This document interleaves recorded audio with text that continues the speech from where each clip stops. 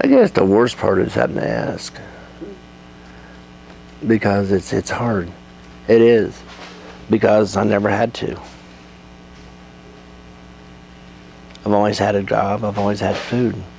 You know, it was very hard walking into this door, or even walking into church, or anywhere. I didn't think I'd ever do it, but it was a blessing, because I've seen how other people live that don't have the stuff. You know, and it was really a good lesson. It taught me a lot more, knowing now that I have to do more of what I'm doing.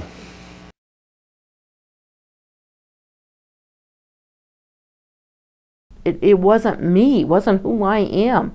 You know, I was the one always giving. I was the one donating. I was the one giving. I wasn't the one having to need help. And today, that part probably hurts me the most.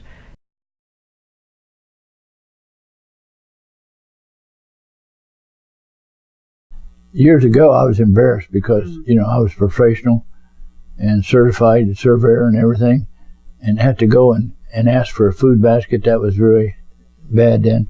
But I found out that that's not so bad, that's good.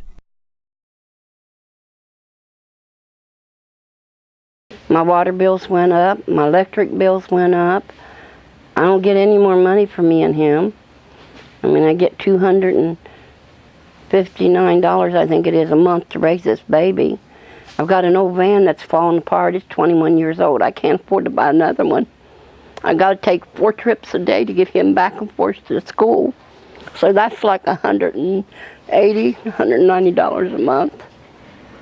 So plus, you know, me going to the doctor, taking him to the doctor, you know, it adds up.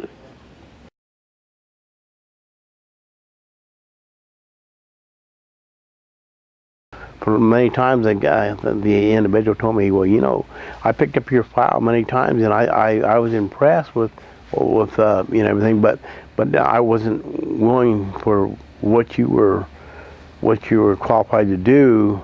I wasn't willing to pay the price that they were paying you. I said, well, I didn't ask you to. You know, I was just asking for a job, you know. But yeah, that too is what's a damper on a lot of people, and hinders them from getting the help they need, because they just maybe just a little bit above. But if they're used to getting it, you know, and like me, they'll take it. I mean, because I'd rather take a lesser paying job if it's going to allow me to buy my kids a pair of shoes or trousers or whatever. Because, like I say, when I was getting downsized, free straw was not in existence.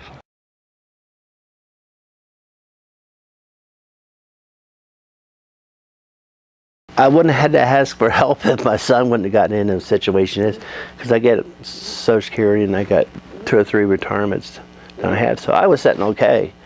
But it's kind of hard to tell your son, sorry about your luck, because they're kids, and so that's what really threw me in a little pickle I got into. But things are good now, and You know, what you could afford 5 years ago isn't what you can afford on that same fixed income now. You know, sometimes I can't make it. So, and I started out with, I'm sorry. When I got the baby, I started out with them giving me at least $220, you know. Now they got me down to $82. And I can't make it even a week. So I just really have to stretch.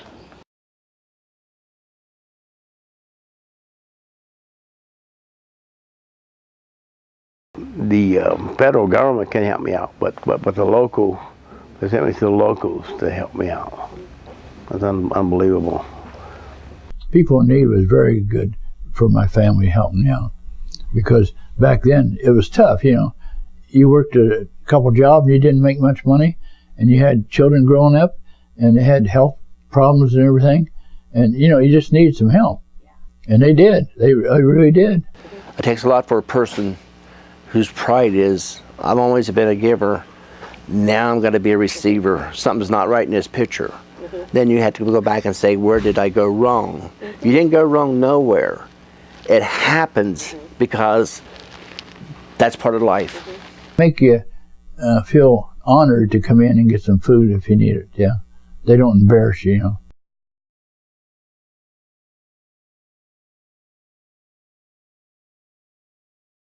You know, I never got the diabetes, even it's in my family. But then I started gaining weight because I have to eat starchy things and what I have to eat, you know. I can't just have what I really need to eat.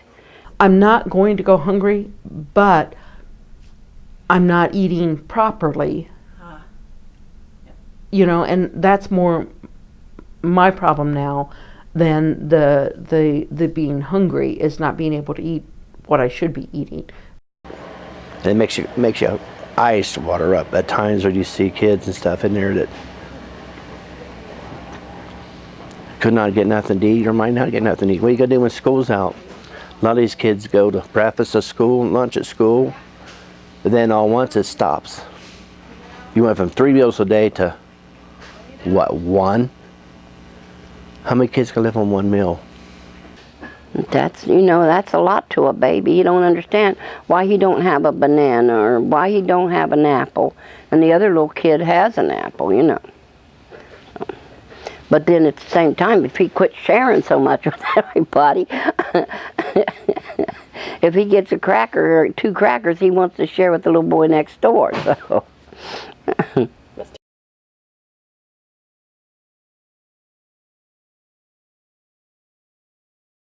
You have a choice. You either buy gas to go to work or you buy medicine. So, you know, Delaware needs a lot of help. I think that's a big problem. We don't even know who's hungry.